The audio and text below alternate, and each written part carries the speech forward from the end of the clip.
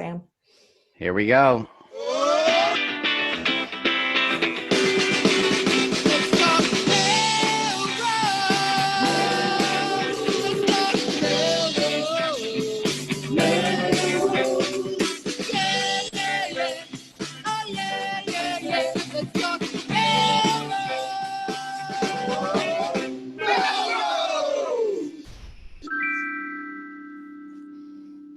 Good evening, Melrosians the world over. I'm Tom Catalini. I'm Jen LeClaire. And I am Jeff Strasnick. And this is Let's Talk Melrose. Melrose, a show where Melrosians talk to Melrosians about Melrose. Welcome, Jeff. Sorry, we had we're a little bit late tonight. We had a little technical difficulties. Actually, not us, but the Zoom. We're the victim of technical difficulties. I said just exactly on the new guy, that's all. That's right. That's right. This was part of our hazing for our new guest host program. So welcome, Jeff Strasnick. Lamachia Realty is our first guest host. And if you'd like to be a host on Let's Talk Melrose, you can fill out our form and come join us to chat about all things Melrose. So thanks for joining us, Jeff. Yeah, I'm excited to be here. Yeah. Jeff, thanks for bringing the good energy. We're in like the internet netherworld right now because we're doing this on a recording instead of live because of all those internet issues. But I think you're bringing some good juice to the show here. The connections feel strong right now, and we're going to keep on marching forward. We are not going to be deterred. That's right.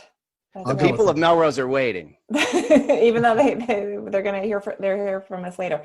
So it's September. So I have a question for you guys, and it's not. I have to admit, it's not an original question. I think I was listening to NPR earlier, and they were doing a survey of people, or somebody on the radio was doing a survey of people. So it's September 1st. So are you guys like switch over into fall? You're gonna start ordering your pumpkin lattes and stuff like that? Or are you the kind of people that like, you're like, oh my God, you like hang on to like sort of the last dog days of summer? Which one? Where are you at, Jeff? My fall stuff's already up.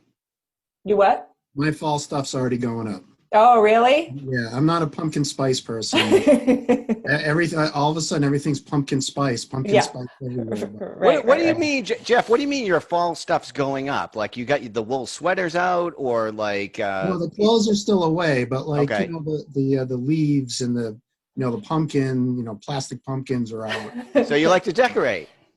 Yeah.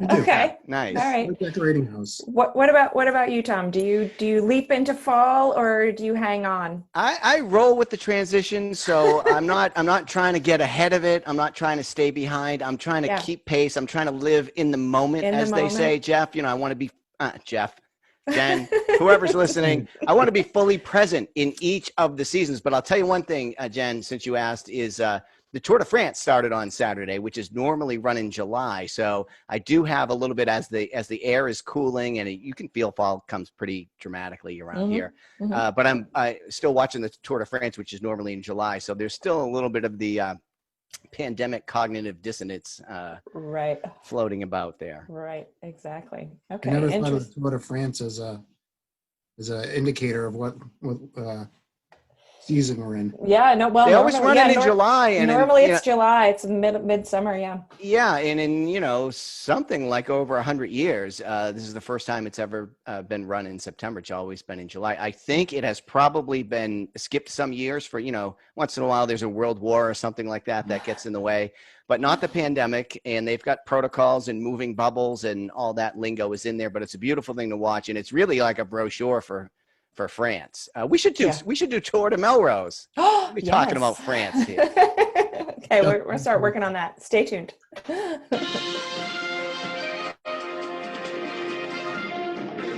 Do you know what that means, Jeff? Do I win a prize? Yeah, it's time for the news, and it's also...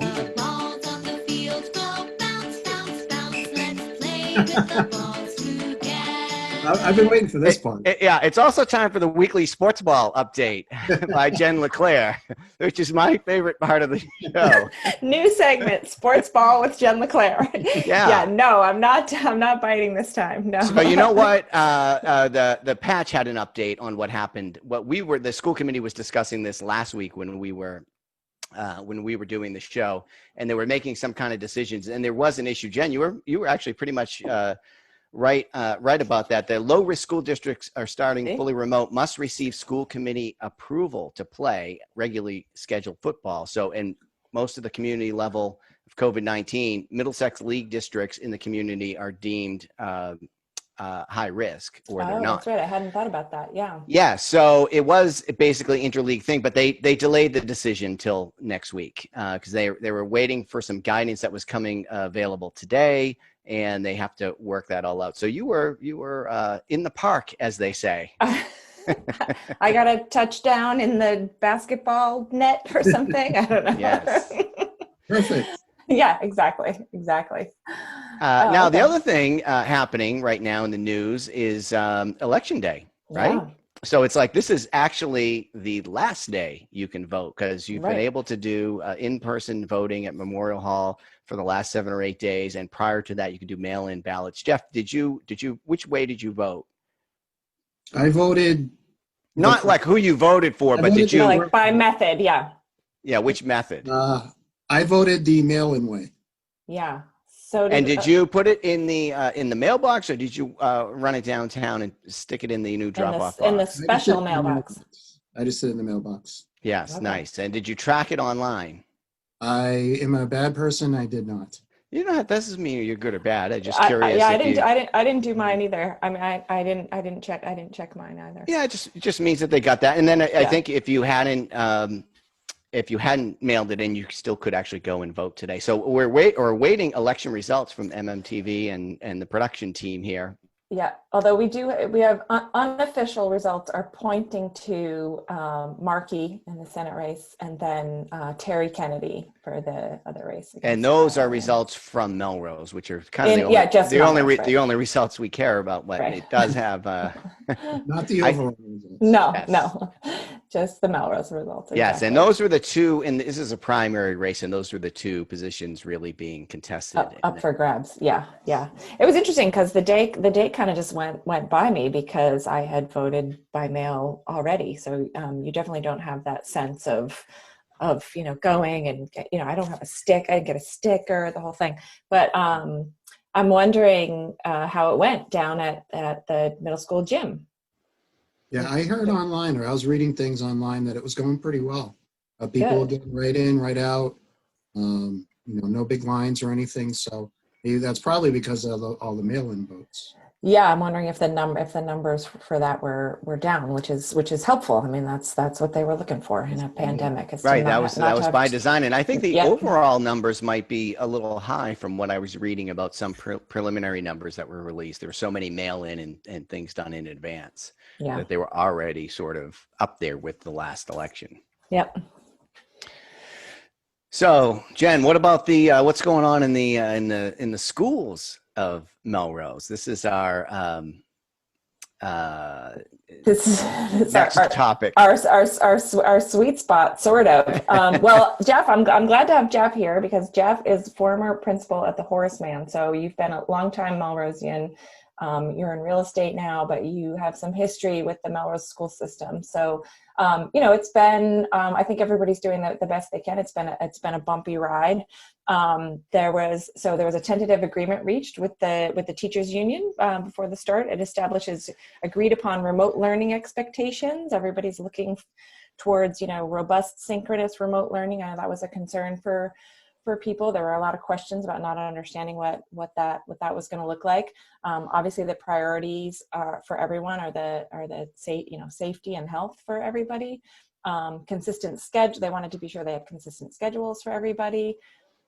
Expectations and support for professional development for the teachers. So there's a lot that needed to be negotiated. There's a lot of elements in there that came to. What was interesting, I thought about this was, Jen, this was announced on Sunday, and the first day of school for the teachers and the staff was Monday. So right down to the wire. But I think Melrose, and it seemed like the tone of it seemed good, and they agreed to continue to collaborate. We saw other towns in Massachusetts, where the teachers refused to go in the building, and there's a lot of things. So we are not alone as far as this being down to the last minute. Right.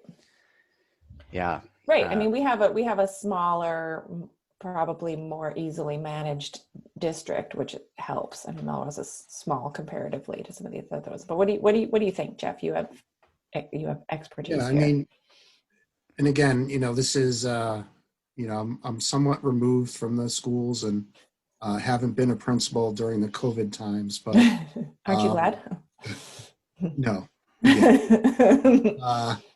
But it's interesting just kind of seeing what's going on in other districts and seeing the real. I mean, they're having some real struggles, some real, I don't know if battles are the right word, but that's what it seems like. And as far as Melrose goes, yeah, there's it's intense, but I feel like we're at least moving in the right direction. Like you said, the continuing to negotiate throughout this, so it's not like a standstill. We're stopping and not doing anything. So that seems positive. And I don't know if people got a chance to watch the superintendent's video. I did. Yeah, I wanted to talk about that. What'd you guys think about that? Go ahead, Tom. I was going to say, I thought it was good. So, this is really, I think, one of the first times I've seen her speak. She's communicated a lot in, a multimedia approach, as she says, which she talked about in there. So I thought it was good. She was kind of talking about her expectations, so I guess it wasn't going to address really to probably a lot to the kind of staff and administration and I guess everybody involved with the school system. But she wanted to talk about her expectations. She laid out sort of the first year strategic plan for her transition, which probably didn't anticipate quite this level of change happening. And she was very open, I thought. She shared some personal things, so you got to know that she's relearning golf after 6 years off because her daughter's interested in roller skating. I like that stuff, honestly. Yeah, no, totally, I agree. And I thought it was interesting. There was like a teaching element to her talk. She was talking about stress and the importance, what are the stressors and the resilience, but she was sort of teaching you about them in the way that she sees them at the same time. She did talk about multimedia communication and trying to keep the channels open. I thought, in a way, that she was sort of auditioning quite blatantly to be a guest host on the show, because she was talking about the whole multimedia approach and all of that. So I think she's got her eye on and the available channels. I mean, clearly, yes.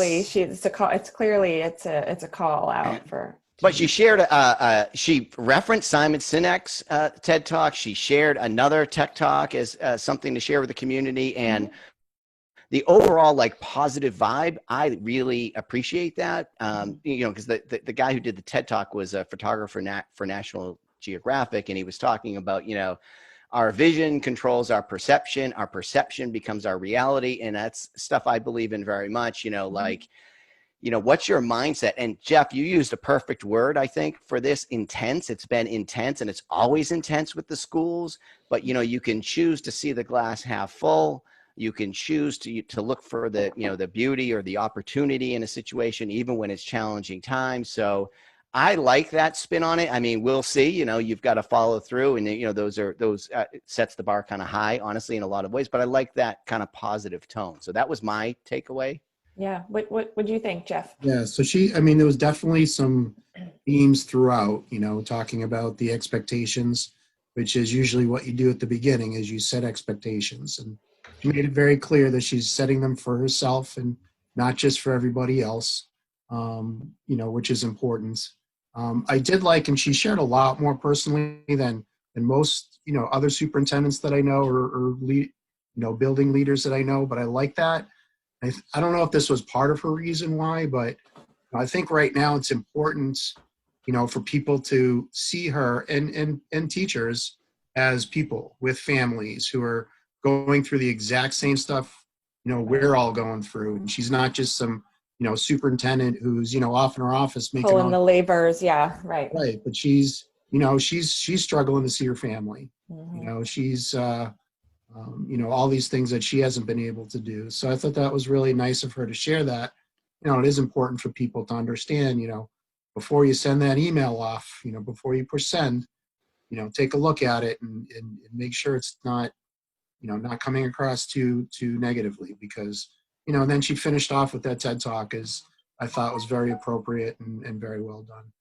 Yeah, I think tying the two things that you guys were talking about together, I think it was, first of all, I don't remember ever seeing a message like that from the superintendent. It's been years since I've seen like a welcome message like that. So that by itself, I thought was refreshing. I liked her communication style. I liked her personal, warm style, like you talked about. To me, it felt like the audience was a little of everybody. When she talked about expectations, you're right. She's saying, these are my expectations. This is what you can expect from me as your superintendent. This is what I expect from my staff. But she's also talking a little bit to us as the community and the family and families. Like, we are going to be in this together, kind of like what you were saying, Jeff. And going with the TED Talk video, you can either you can fire off an angry email, or you can realize that we're all in the same boat and we all have to help. Like, I have to help my kid through this situation, this the same as everybody else. This is not going to be easy for anyone, harder for some than others, but what can we all do together? So I thought it was just positive. She talked a lot about social emotional learning. We are deep in the throes of those kinds of concepts right now, in terms of like the hierarchy of needs for kids and people. So those ideas about social emotional learning, the relationships, routines, resilience, those three words really stuck with me, because I felt like those were things that was her theme. Yeah, that was a theme, and it really applies for this year. I mean, those are sort of key concepts that I have felt will need to focus on to get my student through this fall semester, for sure. So yeah, and she was also talking about her own personal professional goals to grow and evolve in those areas. So I like that kind of growth mindset stuff. So she's very open about it. So it wasn't like a talking down to folks. So I thought that was good, but my God, it's been a wild ride over there. And the other interesting stuff related to this in the news this week is because I had heard some things anecdotally, and then I saw some numbers in the patch there, but people are leaving the system. So not huge numbers, but one gets the impression from talking to Melrosians around town that people are attracted to either like a really high-end online experience, a remote learning experience, or a strong commitment to personal experience. And so where we ended up in this hybrid thing, I think frustrated a lot of people. So there was some talk about that. And Dr. Kuchenberger actually talked to the press about that and released some numbers where she said that 87 students have pulled out of the district as of now. 65 in the elementary schools, 15 in the middle, 7 high schoolers in favor of either charter, private schools, or homeschooling. I've talked to some of those people on the mean streets of Melrose, and so that corroborates. I can corroborate that. Even in October, there's about 1,000 students who won't be going back to class because they're going to stay committed to the remote model. So, and not to confuse the two things there, but there are some 87 leaving the system. But as things settle out and we go to from fully remote to hybrid a little bit, some that other option was to do the Melrose Learning Academy, which I did like the branding on that. I have Melrose to say. Distance Learning Academy. Yes, we'll be in that this fall. Yeah. At the end of anything, and it sounds cool. Right. Yes. Right. Exactly. It sounds fancy. But what Jeff, have you talked to people who are actually like have kids and they're thinking of changing the system, or like folks that you talk to, are they sticking with it? It's probably a mix, but curious what you've heard. Yeah, sorry. No, it's definitely a mix. I think the people who are leaving, it's not that they're angry. I think they're more concerned about their child and their child getting, left behind or not getting the experience that they should be getting. And, and I understand that. My kids are staying. My 2 daughters who are in the high school are staying. And, but I can understand people, what they're feeling. And if we don't go back, the idea is to go back, is it October 16th or nothing before that, around that date. And so I think, people are nervous. Are we actually going to go back? And, what are the measures that are going to tell us it's okay? So, It's What, hard. what are the implications of that? If as students leave, doesn't that impact the funding that Melrose receives, at least from the state, or I think it's something like that. It, yeah, as far as I know, I mean, it might not for this year because Right. the budgets are It would be usually for next year. back in Yeah. December. Yeah. So that's usually around the time when your budgets are set for the following year. So it kind of puts us in another, it kind of keeps us in this, right. having to catch up in terms of like the strength of academics and stuff like that. If this stuff happening this year impacts next year's budget numbers. Yeah. So it's tricky. So we're sticking with it too. My daughter's going to be in 9th grade. I'm realizing now after we see seeing those numbers, we're definitely in the minority. We chose fully remote. That's what she wanted to do.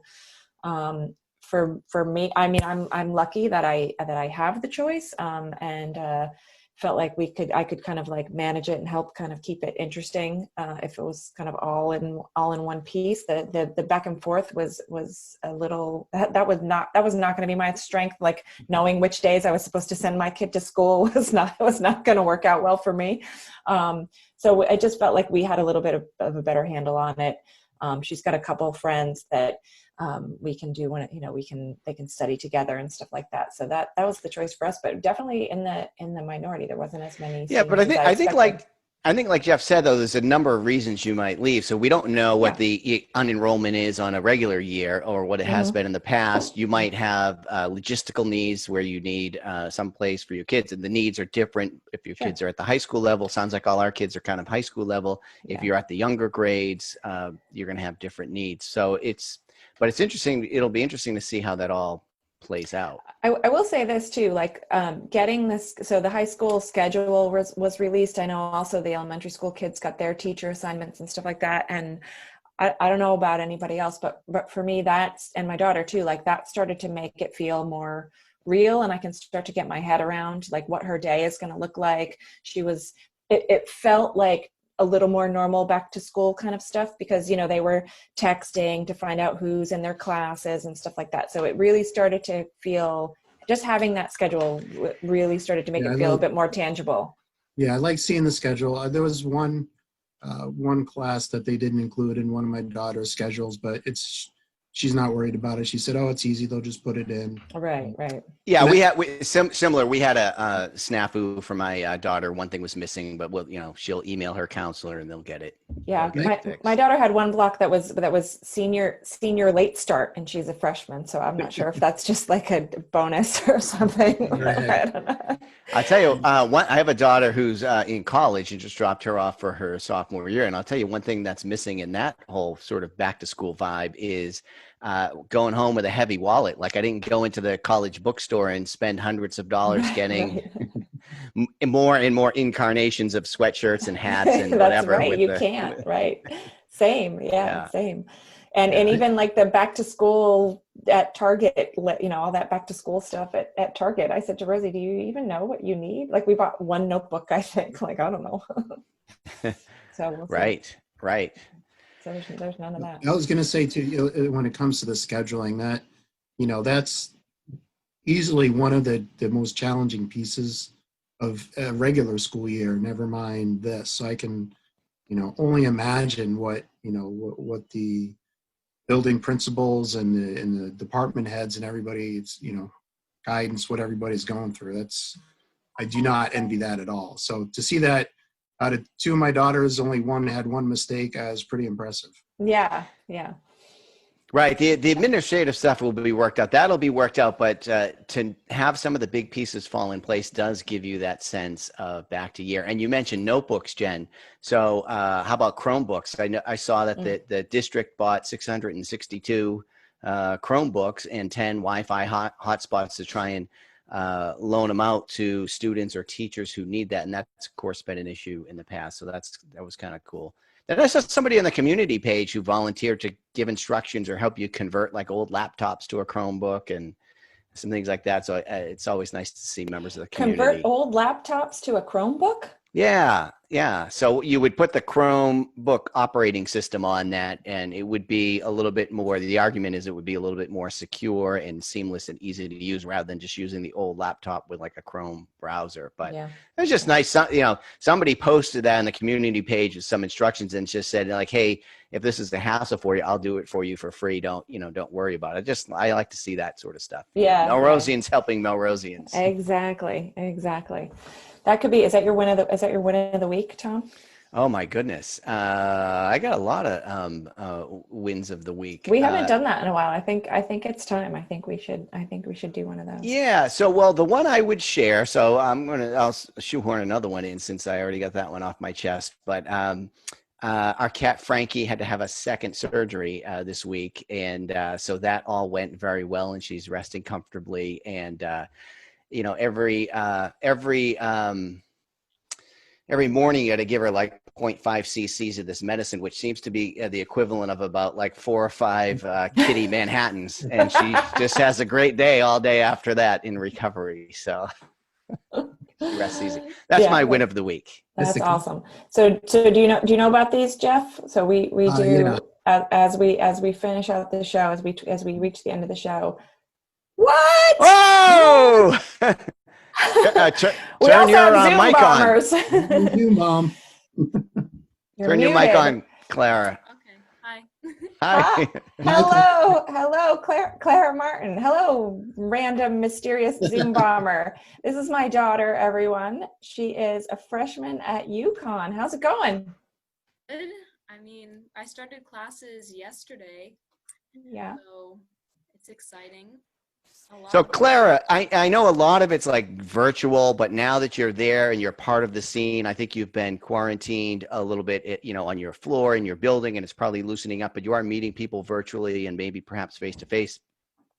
Is it a bit of a burden that they say, "Hey, aren't you the one whose mom is on that show that's all over the internet?" Is that like, does it add to your experience or is it kind of a burden you have to carry? Wait, your volume's bit of both. down. I think your mic is down. Your mic is too low. I think she said bit of both. Yeah. I could see it's a double-edged sword. Right. It's gonna get you in places over there, Clara. So right. people wanted to see your room. Let's see how cozy. Oh, now I can hear you. Sure. I mean, I don't know if you can. It's gonna be hard because I'm on my computer, but okay. All right, no worries. It looks nice. No worries. It looks nice and cozy. This is the most I've seen of Clara in a few days, by the way. Closet. So your classes have been remote. Tell us quickly a little bit. We were just talking about going back to school here in Melrose for your sister and all of her peers and everybody who you've left behind now in Melrose. We're talking about back to school at MHS and all that. How do you feel like UConn has done in terms of like getting everybody there safely tested, blah blah blah? I feel like in terms of the testing, they're doing a good job because there have been a few outbreaks, but they've done a good amount to like try to contain it, which is helpful. But in terms of classes and stuff, mostly everyone is online. So I only have one in-person class. So like actually the face-to-face contact with students is not that much other than if you meet friends. Like I've met friends and we go to like the dining hall and stuff. So, but that's the most contact is usually outside of class. How is your in-person class then? Is it small numbers? Are you sitting far apart? Are there face shields? Like, how does that work? Well, I just had my in-person class today, and it's everything. It's just like a regular lecture. I was in an auditorium with about maybe 50 other kids, but they just taped off the seats that you could sit in. Nice. Okay. All right. That's very cool. spread out. That's all. Yeah. And the dorm is about, where you are, the dorm is only at about like 25% capacity or something like that, right? The whole school, like. Yeah, the whole school is about like 25. That's amazing. Hey, now, oh, sorry. Go ahead, Jeff. That's good. Do you have a roommate? No, there's no roommate system. No roommates? Okay. I was just going to say, now looking back, Clara, on having your senior year in high school in Melrose in the middle of a pandemic and how that all worked out, like, how do you look back on that now, and what are your feelings about like that whole experience? About the end of senior year? Yeah, just a pandemic, having your senior year in a pandemic and all the things that changed and what was good, what was bad. Like, I'm just thinking, now that you're away at school and you can look back on it with a little bit of space, like what your perspective would be interesting, because we're just talking about the throes of everybody being in the thick of it and being intense, as Jeff says, with a number of issues. I would say, like, as a senior, missing like the most fun part of all of high school definitely was not fun, and I really missed like all of the events and grad night. I mean, Melrose did a really good job of like trying to accommodate and like do as much as they could for us, which I've really appreciated. But to be completely honest, I mean, I'm very sad about missing the end of senior year, but I would be more upset missing the start of college. Like, right. It would upset me more if I had to come home before the end of the semester, which is looking a little bit like it might happen. So I'd be more upset if that happened than missing the end of senior year. What advice do you have for seniors this year? They're going in sort of started, yeah. Full pandemic moment. My daughter's a senior this year, and she's half remote, half hybrid. I don't know how we do the math on that. But and all the senior class. What's your advice? Well, just from my experience, these couple of first days in college and it's all online, I would just say, like, really take your education into your own hands, because it's really hard for teachers to adequately teach over like Zoom and WebEx and any other platform. So I found that you have to like really be proactive and like want to learn and like take it into your own hands to actually have like a good school experience. Wow. That was good. That's a great attitude. It is personal responsibilities involved in that. So that's great. Yeah. So my daughter, who's a freshman in college last year and came home during spring break and then didn't get to go back, had to take it into her own hands. She did not like the remote classes and the way that it worked then. But she took it into her own hands, just like you said, and I think did very well. And I just talked to her last night, and this is one of those things, this, Jen, like when you get, or Jeff, Jen, I know we've talked about this, but you get the call, like we're away in Gloucester and we're driving home, and my daughter FaceTimes and I'm like, I don't care what the data rate is, I'm taking this call. Yeah. But she said that they had improved the online learning. Again, just like you, Clara, not many days of class, but they had improved it quite a bit. And so, give them a chance, and I think they'll get there. But I think that's great advice for, that's great advice for seniors. It's great advice for people of Earth. Take your learning into your own hands. So Clara, when you Zoom bombed us, we were just doing our wins of the week. Do you have a win of the week from UConn? Win of the week. Something good that happened this week.